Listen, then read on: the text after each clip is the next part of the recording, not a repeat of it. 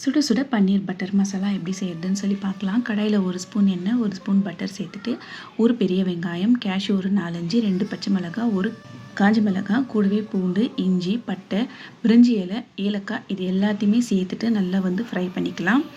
Fry பண்ணிவிட்டு இது கூடவே தேவையான அளவு உப்பு சேர்த்துக்கோங்க. ஒரு 3 பெரிய தக்காளியை கட் பண்ணி சேர்த்துட்டு எல்லாத்தையுமே நல்லா வதக்கிட்டு சூடு ஆறணும் மிக்ஸி ஜாரில் சேர்த்து நல்லா பேஸ்ட்டாக அரைச்சி எடுத்து இந்த மாதிரி ஃபில்ட்ரு பண்ணிக்கோங்க. ஃபில்ட்ரு பண்ணுறதுனால நம்மளுக்கு ஸ்மூத்தான கன்சிஸ்டன்சி கிடைக்கும். கடாயில் 2 டேபிள் ஸ்பூன் அளவுக்கு பட்டர் சேர்த்துட்டு இது கூடவே பொடியாக கட் பண்ண ஒரு வெங்காயத்தை சேர்த்துக்கோங்க.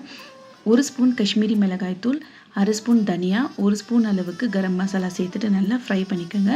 ஃப்ரை பண்ணிவிட்டு இதில் நம்ம அரைச்சி வச்சுருக்கிற பேஸ்ட்டை சேர்த்துடலாம். சேர்த்துட்டு எல்லாத்தையுமே நல்லா ஒன்றா கலந்துட்டு இது நல்லா கொதிக்கும் போது இதில் நம்ம கட் பண்ணி வச்சுருக்கிற பன்னீரை சேர்த்துட்டு கூடவே கசூரி மேத்தி தேவைப்பட்டால் கொஞ்சமாக லைட்டாக ஃப்ரெஷ் க்ரீம் சேர்த்துட்டு நல்லா சுட சுட சப்பாத்தி, பூரி இந்த மாதிரி ஐட்டங்களோடு சர்வ் பண்ணிங்கன்னா சூப்பராக இருக்கும்.